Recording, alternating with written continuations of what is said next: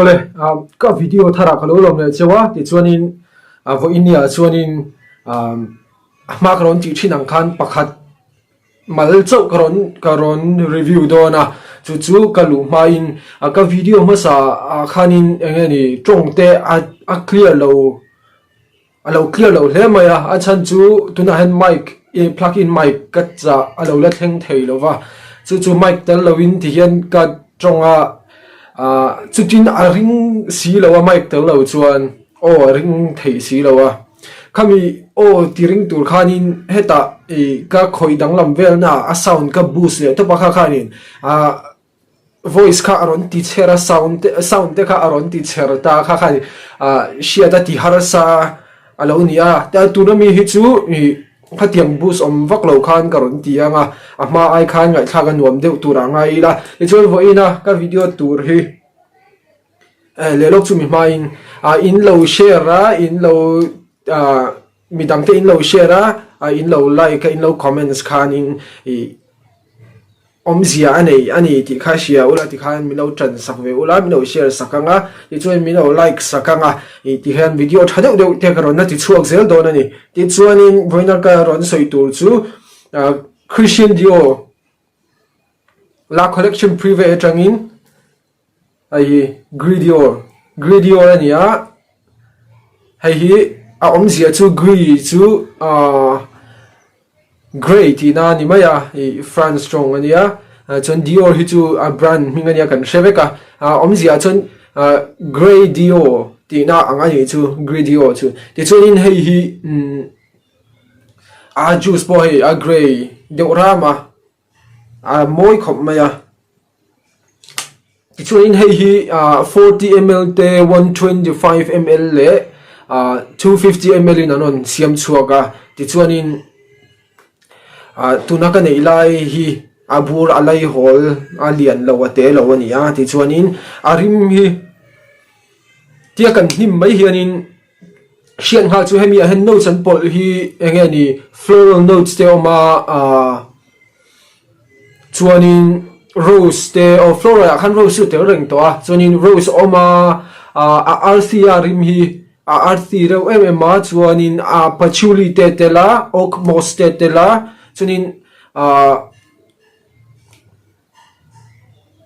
musky bokani a dry down lama musky deu boka tichuna udi boka ta hemi udi hi sandalwood le cedarwood ni ka shia pani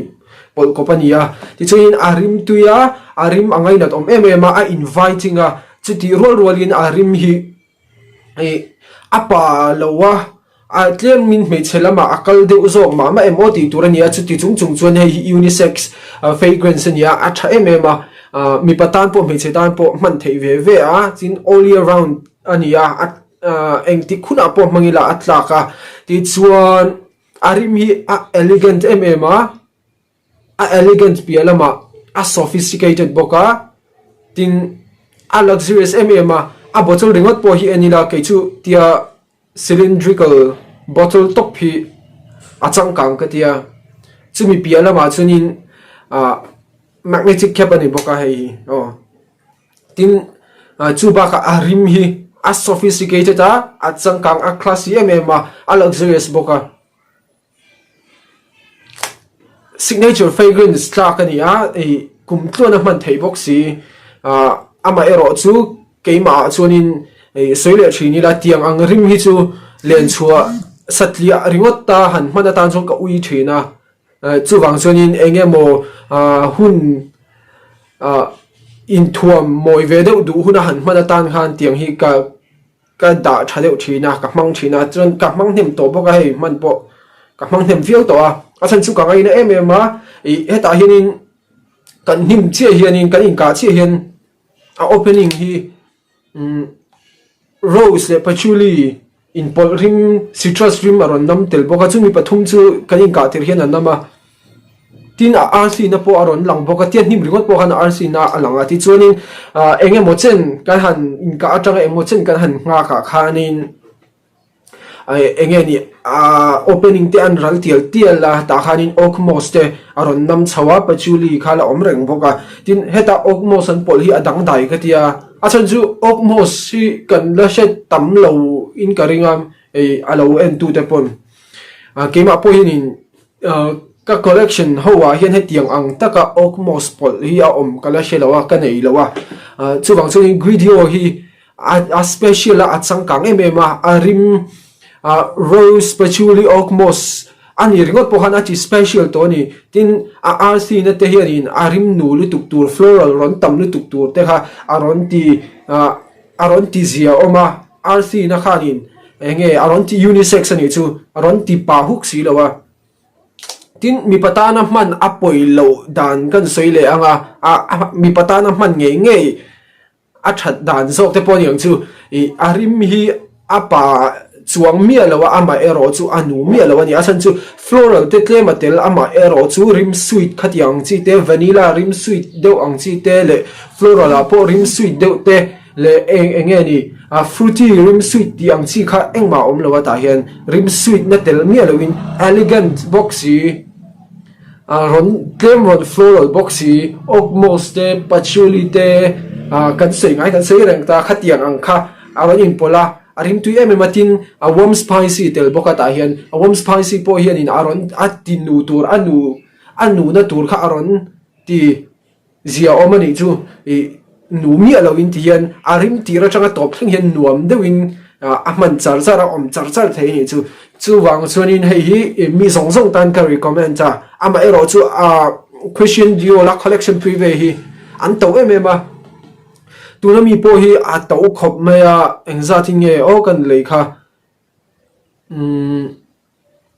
a box nen silpek phechuanin I an discount pon singkhat sang li sanga chawania hei hi ama ero chu tester in le ni chuanin chu ai chana lo niam dewanga cheng sang kwa zanga sang kwa tibor chhovel ni mai thei chutiang vel chu nia a tawa ama ero chu deal enge mo chang deu hian deal thadeu mu tur om thina chan chu enge ni discount website kan ti anga te po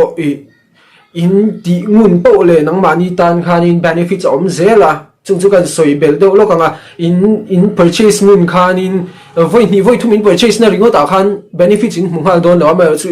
enge ni constant dewati in purchase in nei reng khanin enge mo chen nuwa discount code anon pethin ani ke po chu tiang anga wang chuanin discount code hi kan nei deuh reng to a tha enge ni in sen ro chun discount code nei khopa han in sen te kha chu a tha lamania timayang tin chumi ba kha chuanin in lei du ani chuanin ke ma tang pona lei theya adu chuanin ka Instagram account karon link le dona noya adu kha chuanin aron soi theyanga chumi ani lo chuan nangma ani in discount website da tanga lei kher in du ni chuanin Friday charm ti emoni kami kha legit engma fake ani em ni lo em ti vel lo thon ngai mi lo le top ngam ania amin kha kan chiang che lo Friday charm manin ka ria kha ke pot ka lut fowa ka la fowa ni ama ero chu voi khata tam deu sen kha le ro kha chu nangma ni thu ni sela engtina aman tlom deuh te kha han la chin ula a legit lo chu nangma nin in du la in test ve anga in don huna ti khanin aman to te po in purchase ngam don ti na ni chu ama ero chu discount code in nei ngal khel don lo awangin engpo le ula aman anon siang ang khanin le ngai dona chu mi ni lowa ai tlom deuh in du ni chuanin ti dan kong ka neya code ka neya chung te mang po chuanin ka ti thei no ngatin hei po hi keima tak hi chu ka phal vak lowa dikan thi amma ero chu 20 ml 30 ml vel chu ka la hek phalang ka dikan phalang chumi chu aman tur ero chu kala she chi chuang lowa adu turin oma adu ngei tur kan selen ne tur in ni lo chuanin dm anwaya description box ka account karon da dm amron contact anga ti chuanin in ta tur de po kalo siam theireng ani di kan thami hi chuan arim hi a in chir om lo ngoya nei ta nei point on mai theya anei te kha chuan in hria anga in chhuawa apiang in mangphal bik mi alawang en chuan ala nei lo te point lo nei ta ang ula in special occasion a in man du tur nge nge chi ania arimani nom lowa a inviting a projection a cha a longevity tha emema dakar ria chu dakar som kaskina anam theya a rei zia chu chuan thomno phei chuan anam reng top maya anam rei tu ka nam chen po ka shelo thomno chuan mo skin hi ka in ka dan tlang pu ania to po ka in ka nge nga voina hianin thil dang kap manga enge ni kha ka man ka voina ka se chi to lo thil dang kap manga ama ero chu hei hianin layer na te pon yang chu nakina ka chuak le don boka chumia in ka non ngai mi lo chuanin kan mang hmal nge ti hian voi thum tắm mà cái cặp tắm mà này rim projection anh đâu tụi cho nên sợi ta càng thì khăn tụi nó cái cặp ta kha dần khua in cái năm lệ ringot don ani cái buồn nữa po anh năm thấy cái ring cái tụi nó cái cặp cho xe tụi nó dar thum lệ mi som panga lo ni ta tụi nó dần khua trong cái nằm thấy cái ring tu na mi hi chân chú dần là mà phải cho nên nisa te thằng te cái don lo tin tuần lai khua ron nuam chawa vot chau chan deuh to boka ti cho nên hei chuna po summer po winter po monsoon po spring po autumn po eng ti khun lai pon mang ro in me ma le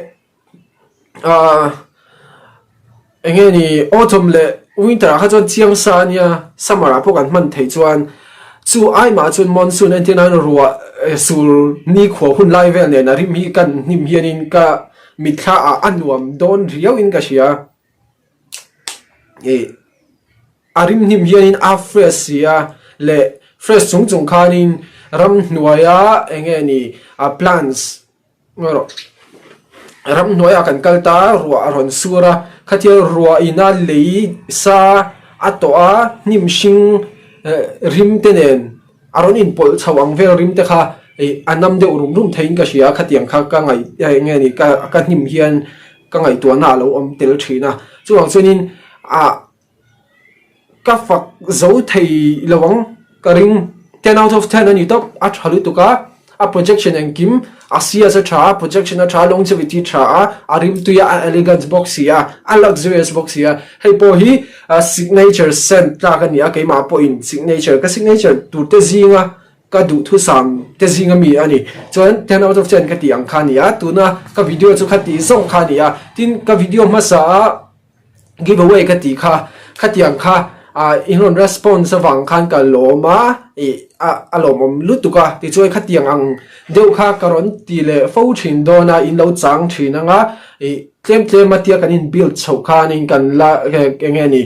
kan thanem ve tu ra nga ila ti choi nang mani pon khatia karon ti khelo po han lo share dar ve tho la tu na mi ang te po hi mo tu na hi chon giveaway karon ti ngal don lowa ama ero chu